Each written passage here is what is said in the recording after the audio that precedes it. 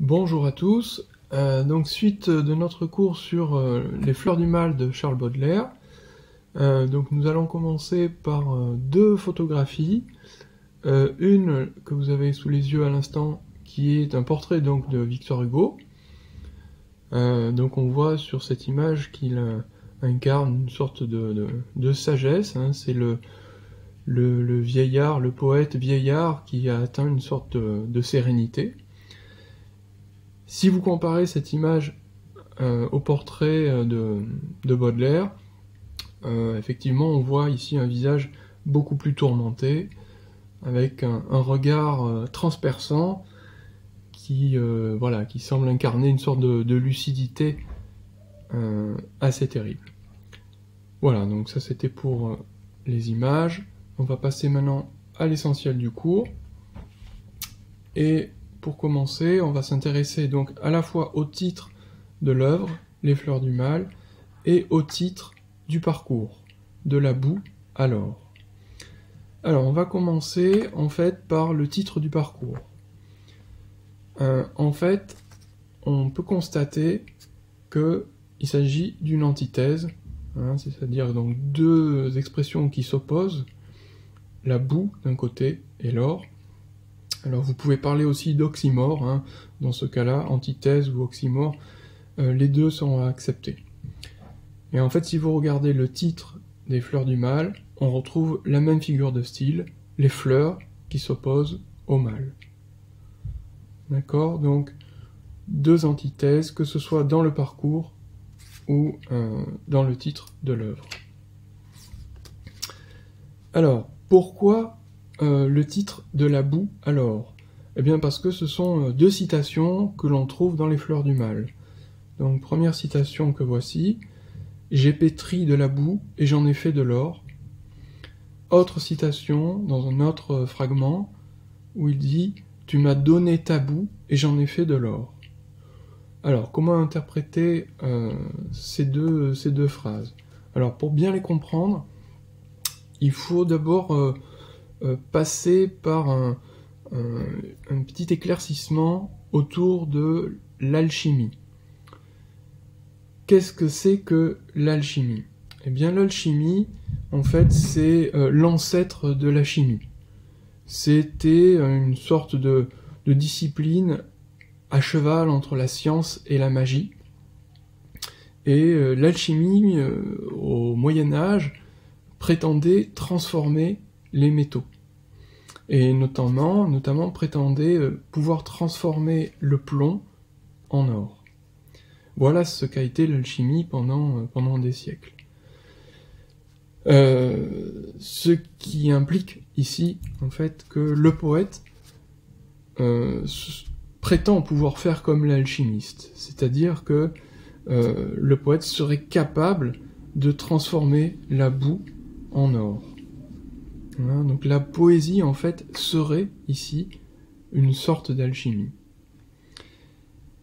Mais alors, quelle est cette boue, en fait, dont parle le poète? De quoi il s'agit?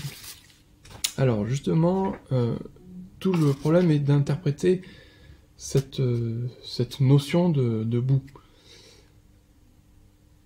Alors, on trouve dans le premier extrait, donc, tu m'as donné ta boue et j'en ai fait de l'or.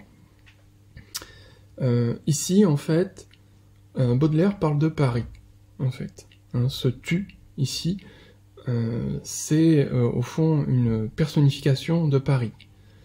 Alors pourquoi est-ce qu'il parle de la boue de Paris? Eh bien parce que Paris à l'époque est une ville sale, insalubre, qui est constamment en travaux. Donc il y a de la boue partout, il y a des ordures partout, il y a de la saleté partout. Et donc Baudelaire prétend, par sa poésie, par son art, transformer au fond le décor hideux qu'il a autour de lui. Donc ça c'est une première interprétation.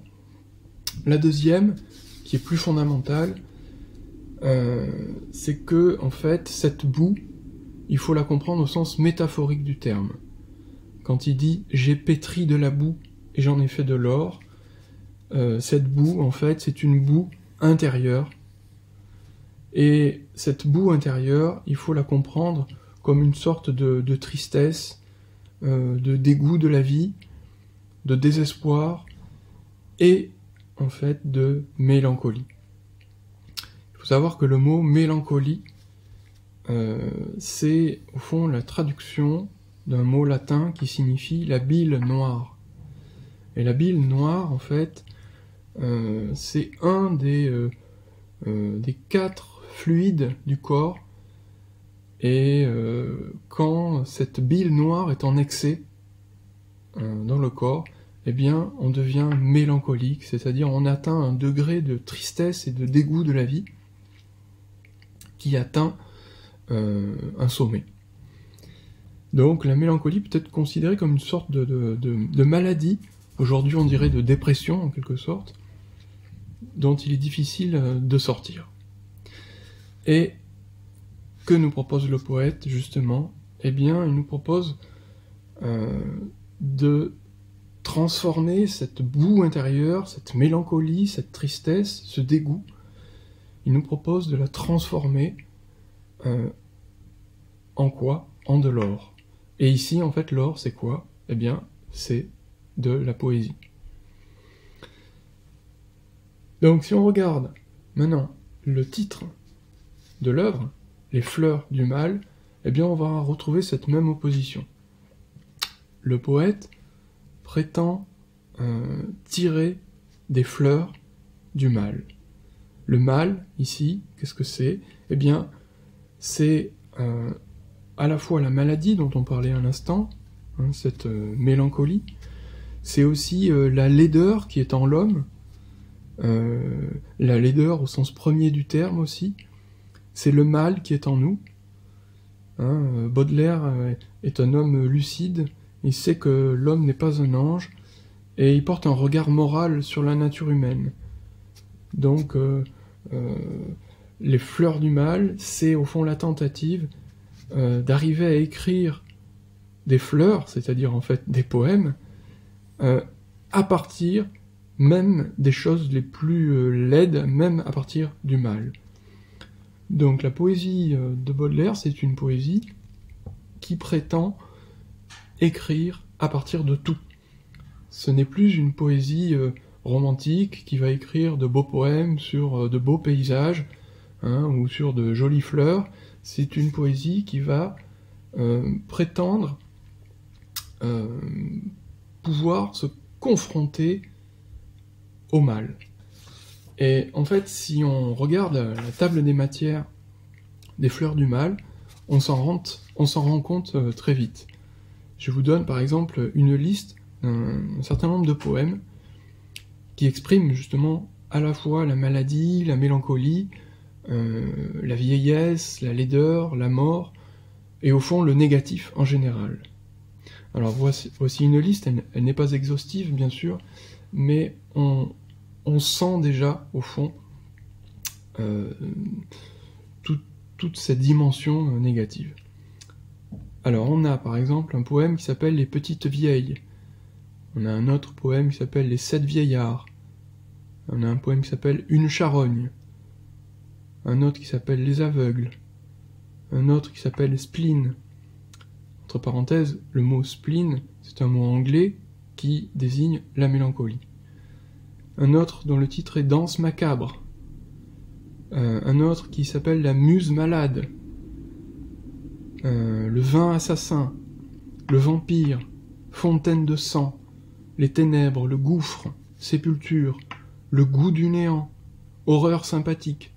Donc vous voyez que les poèmes de Baudelaire, le titre même de certains de ces poèmes, sont déjà en fait une expression de ce mal et de cette prétention à écrire un poème à partir justement de ces dimensions négatives. Voilà, donc cette leçon est assez importante puisqu'elle fixe les bases de la séquence. Voilà.